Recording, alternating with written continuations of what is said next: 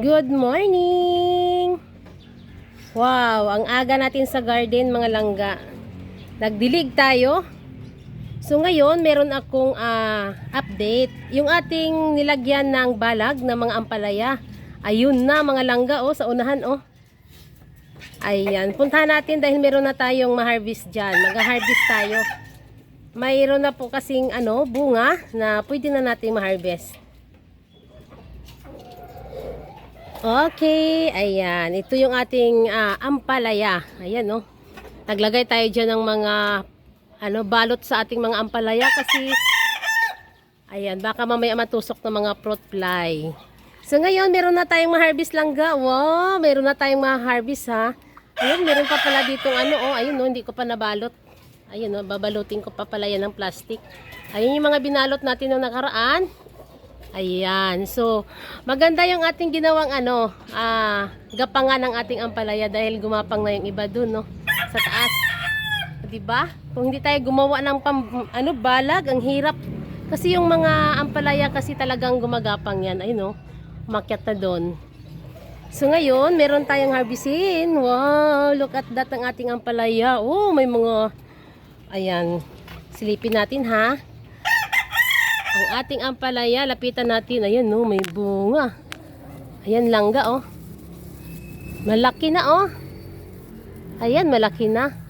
Parang siya, natin yung kanyang plastic para umano pa siya. Kasi alanganin na yung plastic Ayan, siya, Jurassic ampalaya itong nandito. Bali iba-ibang klaseng ampalaya nandito. Itong isa is ibang variety naman ito. Ito po yung mga seeds na galing sa Germany kay Ma'am Orphan na nag-sponsor sa atin. Ayan na wow, may ma-harvest na tayo. Ganda, ang ganda ng kanilang mga dahon hanggang taas, ayun may mga bunga. Ito yung nilagyan natin ng ng mga plastic na karang araw pagkatapos natin gumawa ng ating mga balag. Ayun, balag natin dyan ayan gumapang na yun diba?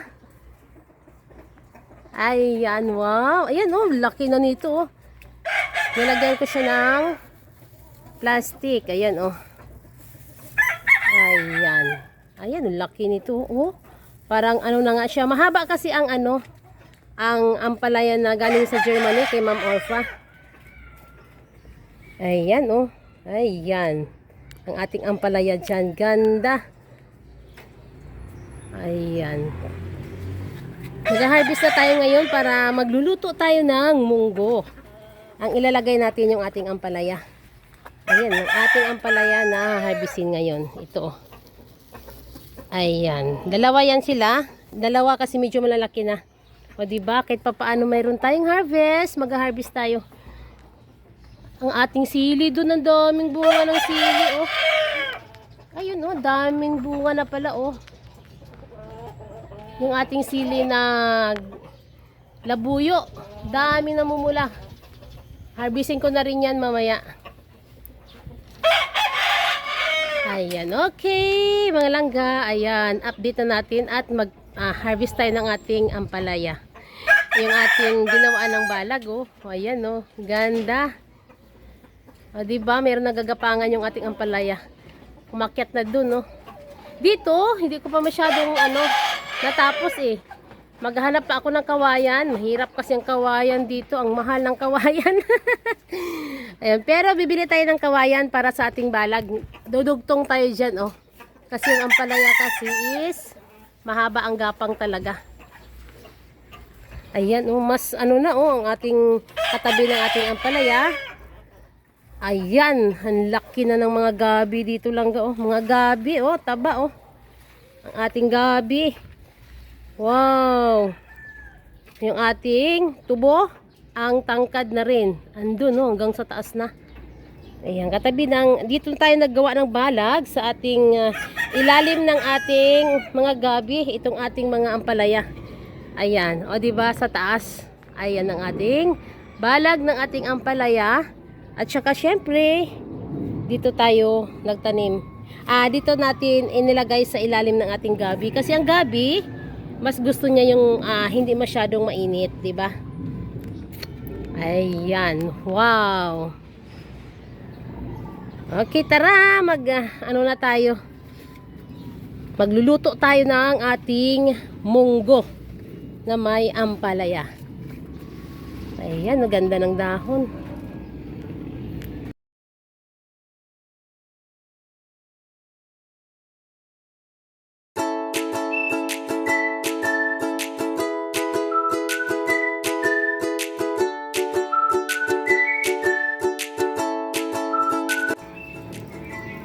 Okay, ayan ito. Naglalaga tayo ng ating munggo.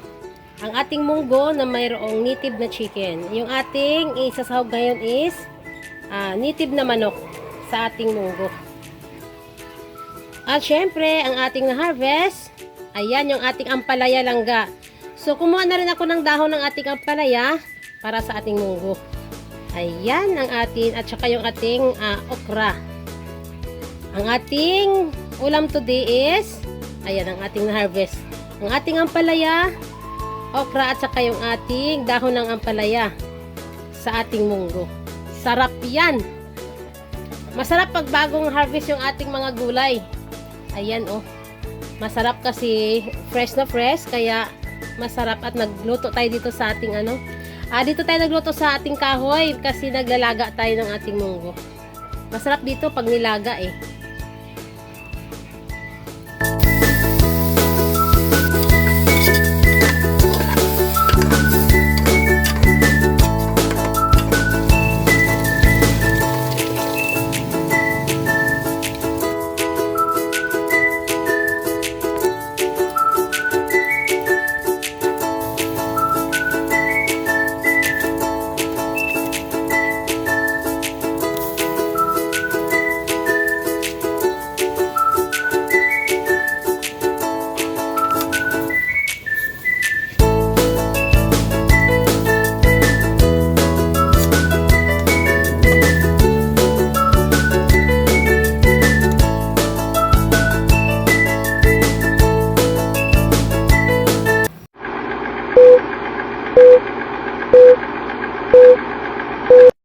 Thank you.